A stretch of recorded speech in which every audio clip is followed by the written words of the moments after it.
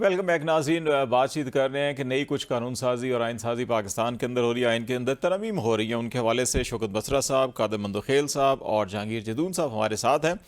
जदून साहब, कुछ कमेंट्स आए हैं, आप यकीनन उस पर भी कुछ तबसरा करना चाह रहे होंगे। मैं एक और सवाल भी छोड़े जाता हूँ आपके लिए कि अभी 27वीं 28वीं तरमीम की बात भी हो रही है और हुकूमती हलकों में ये इस वक्त उम्मीद का इजहार किया जा रहा है कि इलेक्शन कमीशन ऑफ पाकिस्तान जो मखसूस नशस्तें अभी तक उसने हतमी फ़ैसला नहीं किया कि किसको जानी है, कि वो मखसूस नशस्तें जो हैं वो हुकूमती जमातों को मिलेंगी और फिर JUI और PTI की कोई ज़रूरत नहीं पड़ेगी और फिर तरमीम की जाएंगी, फ़ौजी अदालतों का क़याम किया जाएगा और बलदियाती इंतखाबात और उसकी तश्कील के हवाले से जो है कि कुछ तरमीम वो भी की जाएंगी। आप ज़रा ये सुप्रीम कोर्ट के फैसले की रोशनी में जो ECP के साथ उम्मीद है हुकूमत की, इसमें कितना वज़न है और फ़ौजी अदालतों का क्या ख़ास तौर के ऊपर सिविलियंस के मुकदमात की समाअत के लिए, इसके ऊपर भी कमेंट कीजिए। देखिए, जहाँ तक इलेक्शन कमीशन का तलब है तो इलेक्शन कमीशन जो है वो कॉन्स्टेंटली कंटेम्प्ट कर रहा है कोर्ट की। और आज दिन तक आप अगर हिस्ट्री देखें कि कोई ऐसी आईनी इदारा जो है सुप्रीम कोर्ट के सामने खड़ा हो गया और उस आईनी इदारे को सुप्रीम कोर्ट के सामने खड़े करने वाला काजी फाइसा था। ये तो कहते नहीं, वो बहुत अच्छा जज था, इसमें कोई शक नहीं है कि इनके मुताबिक जो कहते हैं अच्छा जज था। लेकिन आप अगर आइन आइन को देखें तो वो और दूसरे दो जो जज हैं वो ये अपने सुप्रीम कोर्ट को कह रहे हैं, पाकिस्तान की जुडिशियल हिस्ट्री में देखेंगे, चाहे फैसला जो भी आया चाहे गलत हो ठीक हो, उससे आप इतफाक करें ना करें, मैं किसी फैसले को अपने समझता हूँ मेरी फेवर में नहीं है, गलत फैसला हो गया है, मैं कोई अपील करूँ, रिव्यू करें। लेकिन आज दिन तक किसी सुप्रीम कोर्ट में ऐसा हुआ कि सुप्रीम कोर्ट ने जजों ने कहा जी गैर कानूनी फैसला आप ना माने।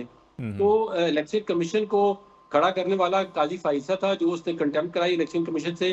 तो अब वो चला गया, तो अब मेरे ख्याल में सुप्रीम कोर्ट को स्ट्रेट अवे, मैं तो बार बार कहता हूँ, कितने अरसे से कह रहा हूँ कि इलेक्शन कमीशन को कंटेम्प्ट ऑफ कोर्ट का नोटिस इशू करना चाहिए। अब देखना आपका फैसला काजी वो मेरा फाइसा ख्याल है खुद एक बैठा हुआ पिटीशन तो फाइल हुई है अभी, तौहीन अदालत की पिटीशन अभी 2-3 दिन पहले बिल्कुल फाइल हुई तौहीन है। अदालत देखें, इनको समन करना चाहिए। ये इलेक्शन कमीशन कितना ताकतवर है, हमें पता है कि 4-4 5-5 चेयरमैन के सामने एक आम जज इनको समन कर लेता था। अभी इनका जो ताकत इनकी अपनी नहीं है, ये ताकत किसी और के कहने पर, काजी फैसल के कहने पर वे ड्रा कर रहे थे कि जी आप ना आए सुप्रीम कोर्ट में, हम आपको पर्सनली नहीं बुलाते। आप मुझे बताएं रिकॉर्ड पे, आज मुझे बताएं, कोई टीवी चैनल ये बता दे कि जब से काजी फैसल था चीफ इलेक्शन कमीशन ने उसके साथ कितनी मीटिंग की है, उनकी मीटिंग के मिनट्स कहाँ पे हैं, रिकॉर्ड पे ये लाया जाएगा और कहते हैं कि जी ये बड़ा फेयर काम कर रहा था। तो देखे ना, चीफ जस्टिस का काम को प्राइवेट मुलाकात तो नहीं करना होता।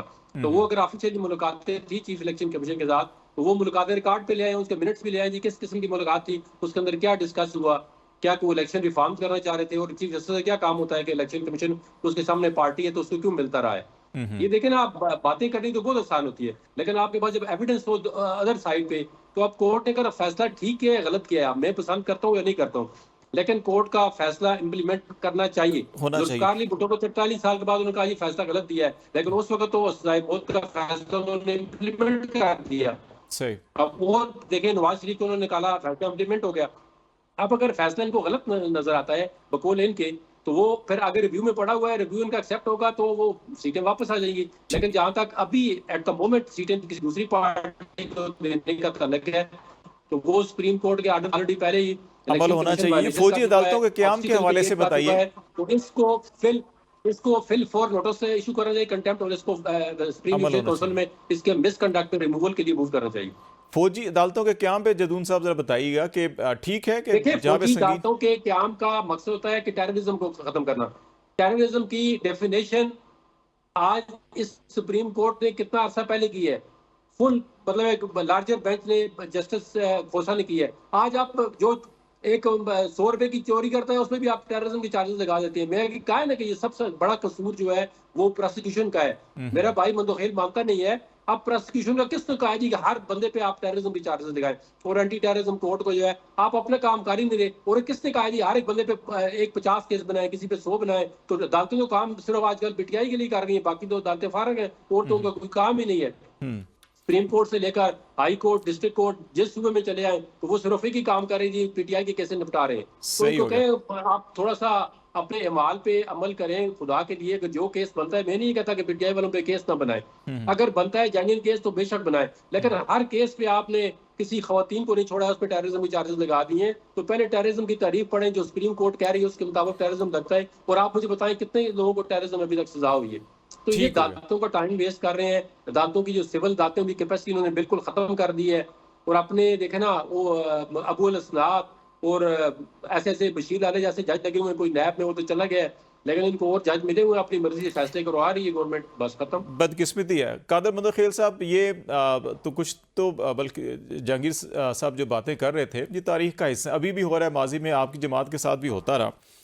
अभी जो इलेक्शन कमीशन से उम्मीद है सुप्रीम कोर्ट के फैसले के ऊपर, इसमें आपके ख्याल में कितना वज़न है कि अगर नज़रसानी बेशक पड़ी हुई है, लेकिन एक फ़ैसले पर 2-3 महीने हो गए, अमल नहीं हुआ, तो वो उसके ऊपर उम्मीद में कितना वज़न है? और फ़ौजी अदालतों का क़याम जो है कि जहाँ पे शहरियों के मुकदमात चलाए जा सके, अभी भी हुकूमती हल्के ये कह रहे हैं कि जनाब हम इस पे, हमें नशिस्तें मिल गई मखसूस, तो हमने फौरी तौर के ऊपर ये कर देना है। जी बिल्कुल, मैं आपको जवाब दे रहा हूँ। पहले बसरा साहब, आपने कहा 3 वकील है और हमेशा मेरी कोशिश होती है कि कानून और आइन की बातें कर ले, मगर बसरा साहब अपनी आदत से मजबूर है, हमेशा गाली गलौज हमेशा औरतों तक पहुंचता है। तो क्या बसरा साहब मुझे बताएंगे कि अलीमा खान साहिबा और बुशरा बीबी आजकल पीटीआई की क़यादत के लिए एक दूसरे के खिलाफ नहीं है? क्या एक दूसरे के खिलाफ रेस नहीं लगा हुआ है? खुद तो अपने बच्चे जो है ना वो रियासत मदीना के दावेदार उधर यहूदी के घर पे रह रहे, और वहां से आप अदालतों को टेलीफोन की बात कराओ। मैं 10 साल जेल रिफॉर्म्स कमेटी का हिस्सा रहा हूँ, कौन सा जेल नौवे के टेलीफोन पे कराए? कोई कानून नहीं है। हाँ, अजय पाकिस्तान में इनको प्रोटोकॉल मिलेगा, उनको मुलाकात का टाइम मिलेगा वगैरह वगैरह। लेकिन खुदा बसरा साहब, मैं आपसे दरखास्त करूंगा हर शो में कि आप गाली दोगे तो आप अपनी क़यादत को गाली खुद पढ़वाओगे, क्योंकि जारी बात है, जब आप मेरी क़यादत को बुरा भला कहेंगे तो जवाब तो देना पड़ेगा। अच्छा, दूसरी बात जो जदून साहब फरमा रहा है इसके हवाले से, इलेक्शन कमीशन ने क्यों मुलाकात की है? जदून साहब, आप एडवोकेट जनरल थे, आप इन सारी मुकदमात की हुकूमत की पैरवी करके मुखालफत कर सकते हो। भूल गए, ज्यादा अफजा लोगों को खराब नहीं है। मैं पर्सनल उस पर नहीं जा रहा हूँ, लेकिन आप अभी 1.5 साल पहले एडवोकेट जनरल थे और आप इसी हुकूमत को रिप्रेजेंट कर रहे थे और इसी पीटीआई के केसेस की आप मुखालफत करते थे। आज आप हिमायत करें, चलो आपकी मर्जी है, मैं क्या कह सकता हूँ। लेकिन सवाल ये है कि आपका सवाल के एक मिनट मुझे देना उनका जवाब देने के लिए। वो अगर बात कंप्लीट कर लें तो फिर मैं आपको ही टर्न दे दूंगा। हाँ, दे बिल्कुल। जी ठीक है। अब वो ये नाराज होता है मेरी इस बात पे, पता नहीं लगता है नून लीग से आजकल उनकी कोई नाराजगी हुई है, और नून लीग की वजह से तो एडवोकेट जनरल था और पीटीआई को क्रश करने के लिए ये आर्गुमेंट करते थे। वो बसरा साहब को ज्यादा पता है। अब सवाल ये है कि जो ये फरमा रहे हैं कि चीफ जस्टिस की मुलाकात क्यों हुई है इलेक्शन कमीशन की, मोहतरम आपको याद होगा कि चीफ जस्टिस की हुक्म पे ही तो इलेक्शन हुआ था 2024 में। जारी बात है, जब एक चीफ जस्टिस हुक्म देता है कि इलेक्शन कराओ, और उसने बकायदा सदर पाकिस्तान की भी ये एक लिहाज से सरजनिश की है कि उनके पास इख्तियार था तारीख देने की नहीं है, तो इलेक्शन कमीशन को मजबूर करके चीफ जस्टिस फाइज ईसा साहब साबिक ने ये तारीख दी और इलेक्शन कमीशन को यकीनन उस हवाले से जब मजबूर की है तो इसके हवाले से उनको बुलाया भी होगा कि बाबा इलेक्शन की तैयारी करो, पैसे नहीं है, जो दिए जो एक काम जारी बातें, एक जैसे पाकिस्तान की चीफ जस्टिस जो इलेक्शन का अनाउंस करता है तो उसकी जिम्मेदारी बनती है, तो ये कोई जुर्म नहीं है मेरे हिसाब से। दूसरी बात, आपने फौजी अदालतों की बात की है, आप मुझे बता दें कि फौजी अदालतें में क्या शौकत बसरा साहब या जहांगीर जद्दून साहब तुर्बत में किसी बेले की दहशतगर्द की या रा की दहशतगर्द का मुकदमा लड़ सकता है? चलो मुकदमा नहीं लड़ सकता, वो जज बन के फैसला करके दिखाए। चलो वो भी नहीं है, वो सरकारी वकील बन के वो उसकी डिफेंड करके दिखाए। चलो वो भी नहीं, एक गवाह करके बता दो ये दहशतगर्द है। तो खुदा का वास्ता, खुद बसरा साहब बता रहे केपीके में और बलूचिस्तान में दहशतगर्दी सर चढ़ी हुई है, तो भाई दहशतगर्दी तो सर चढ़ी गई। 11 साल से आपकी हुकूमत है।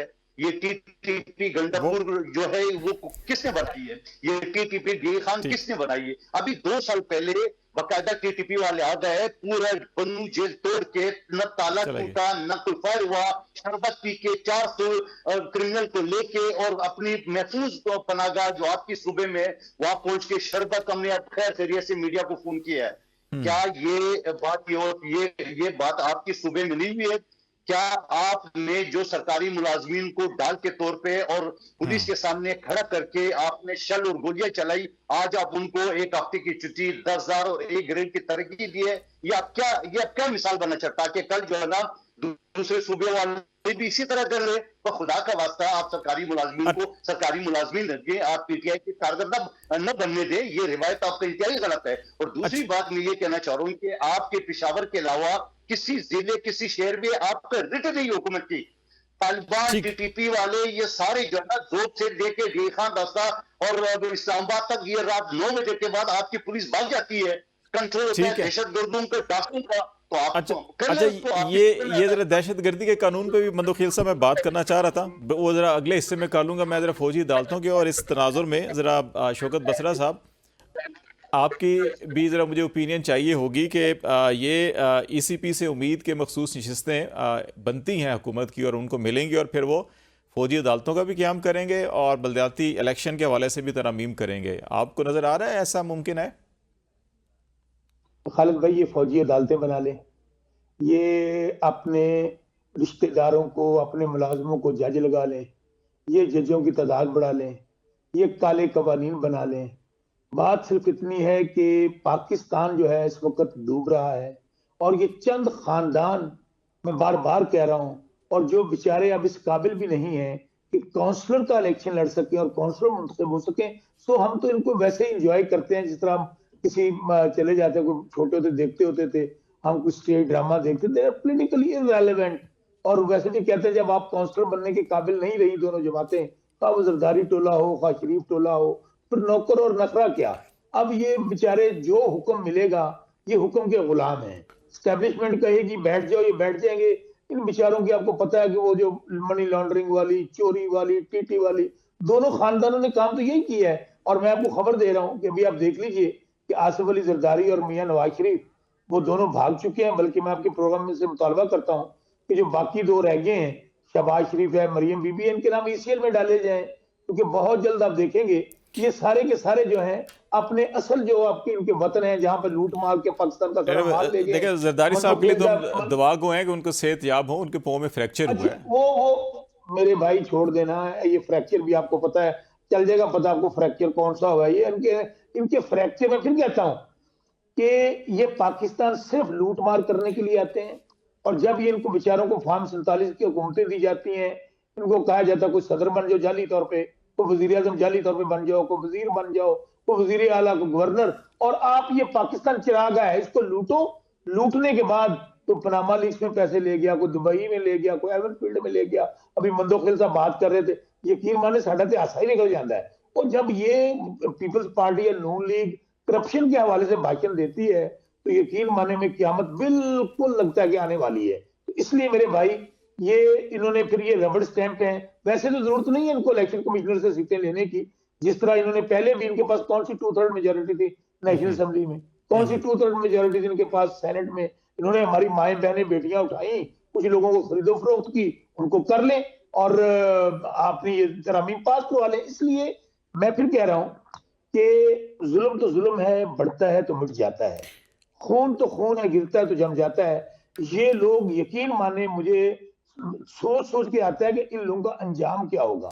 इनकी हालत ये होगी कि बार बार कह रहे हैं ना, इनको लोग मुल्क से भागने नहीं देंगे। आज मेरे खालिद भाई ये वर्ड याद रखिएगा, चले अल्लाह करम करेगा। हमें एक फिक्रा, लोग भूख से, महंगाई से मर रहे हैं और इनके लल्ले तलल्ले खत्म नहीं हो रहे। अपनी सीटों को बचाने के लिए, पैसे को बचाने के लिए अदलिया पे हमलावर हो चुके हैं, कर रहे हैं। चले अदालतों पे हमलावर, बस ऐसा ब्रेक लेते हैं, कवानीन बना रहे हैं। ब्रेक लेते हैं। ब्रेक के बाद ज़्यादा दहशतगर्दी का कानून है, उसके अंदर भी कुछ तरमीम की जा रही हैं। और जहांगीर जदून साहब भी कमेंट्स करना चाह रहे थे, वो डिस्कनेक्ट हुए थे, अब हमारे साथ दोबारा कनेक्ट हो गए हैं। तो ब्रेक के बाद उनसे भी बातचीत करेंगे। नाज़रीन हमारे साथ रहेगा।